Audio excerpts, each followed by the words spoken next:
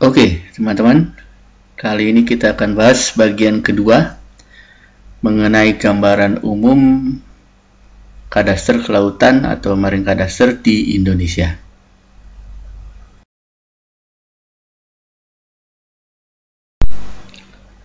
Kita akan coba melihat gambaran umum tentang kadaster kelautan di Indonesia dalam persepsi sempit, yaitu terkait kepentingan-kepentingan atas tanah di laut, mengelola hak atas tanah di laut, termasuk membuat nilai tanah serta pemanfaatannya. Kemudian kita akan coba melihat gambaran umum kadaster kelautan di Indonesia dalam persepsi yang lebih luas, sesuai definisi dan ruang lingkup kadaster kelautan yang telah dijelaskan di bagian pertama.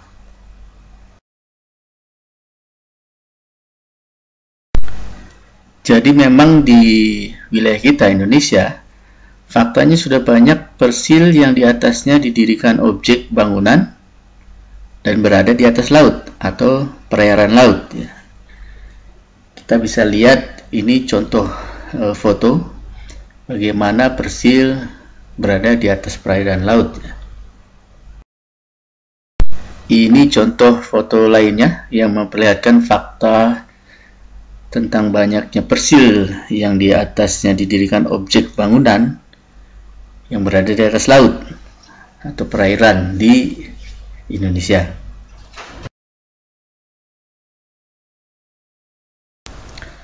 Nah, dalam persepsi sempit mengenai urusan persil di laut, menariknya beberapa tahun ke belakang, ketika kita jumpai di lapangan, izin dari pendirian bangunan di atas laut ternyata masih cukup simpang siur ya. Ada yang mengatakan proses izin sedang diurus ke BPN, Badan Pertanahan Nasional. Di satu sisi BPN tidak mempunyai payung hukum yang jelas saat itu, sehingga banyak izin-izin yang menggantung ya. Nah, dari beberapa pelaku usaha yang mendirikan bangunan di laut, contohnya hotel, restoran, mereka mengatakan proses perizinannya seperti mengambang ya, sehingga ada kecemasan tersendiri bagi investasi mereka. Mereka juga tidak bisa mengagunkan asetnya ke bank ya.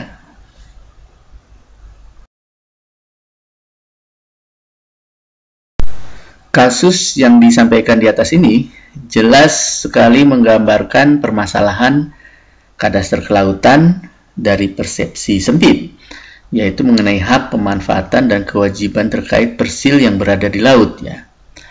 Kita belum bicara mengenai persepsi yang luas terkait kadaster kelautan di Indonesia. Nanti akan sampai ke situ ya.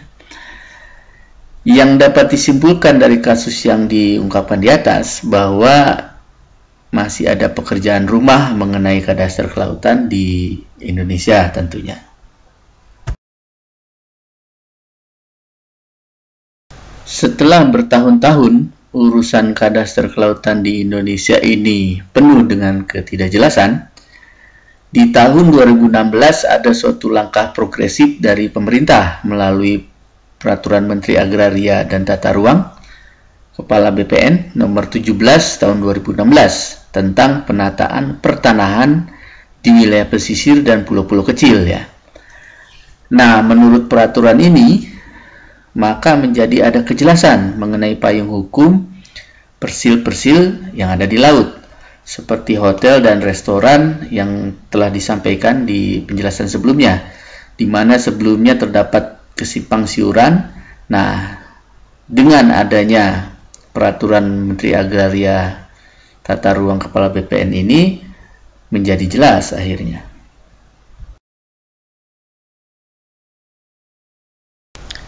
Apabila kita melihat gambaran umum kadaster kelautan di Indonesia dalam persepsi sempit, maka pekerjaan rumah bisa dikatakan beres ya. Tetapi apabila kita melihat persepsi kadaster kelautan yang lebih luas, yang tidak semata-mata mengenai pengurusan persil di laut, maka Peraturan Menteri Agraria dan Tata Ruang Kepala BPN nomor 17 tahun 2016 belum dapat menjawab kejelasan payung hukum kadaster kelautan.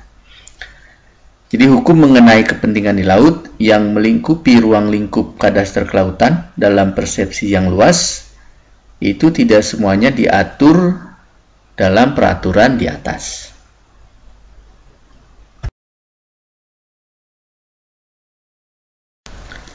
Fakta hingga saat ini tidak ada atau belum ada peraturan perundangan yang secara spesifik mengatur masalah kadaster kelautan dalam persepsi yang luas yang melingkupi hak dan kewajiban dalam satu kesatuan tentang pelayaran perikanan, pemanfaatan dasar laut, pemanfaatan sumber daya mineral, dan lain-lain. Yang jelas saat ini, yang sudah ada saat ini, itu peraturan-peraturan secara terpisah mengenai hal-hal di atas. Sebagai contoh, hak pemanfaatan sumber daya mineral itu diatur dalam Undang-Undang Nomor 11 Tahun 1967 tentang ketentuan dasar pertambangan.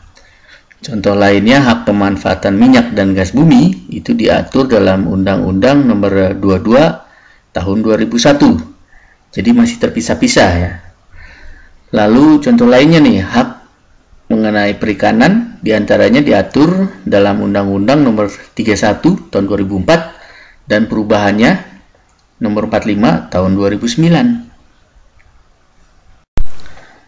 Contoh lainnya, hak pembangunan sarana pipa bawah laut itu diatur dalam Undang-Undang Nomor 6 Tahun 1996 tentang perairan Indonesia. Kemudian tata ruang pesisir diatur dalam Undang-Undang Nomor 27 Tahun 2007 serta perubahannya pada Undang-Undang Nomor 1 Tahun 2014 dan masih banyak contoh-contoh peraturan lainnya yang menunjukkan pengaturan objek-objek di laut itu secara terpisah-pisah.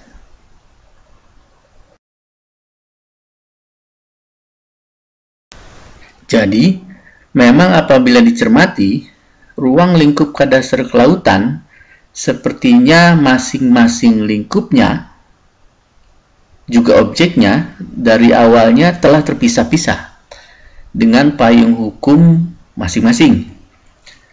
Apabila ingin menyatukan masing-masing lingkup yang kompleks tersebut, berikut objek-objeknya, ke dalam suatu payung hukum kadaster kelautan, maka kita masih mempunyai pekerjaan rumah yang besar dan panjang tentunya.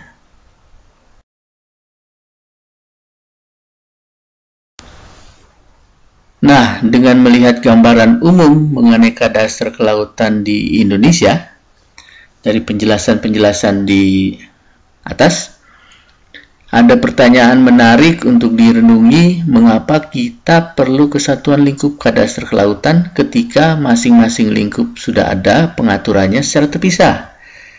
Bahkan hingga payung-payung hukumnya sudah ada diatur secara terpisah. Pertanyaan menarik lainnya, kenapa kita tidak menempatkan saja kadaster kelautan dalam persepsi yang sempit, yaitu hanya mengurus masalah persili laut, dan sudah ada langkah progresif dari pemerintah. Nah, ini pertanyaan-pertanyaan menarik ya, yang terjadi di Indonesia. Ini akhir dari bagian yang kedua.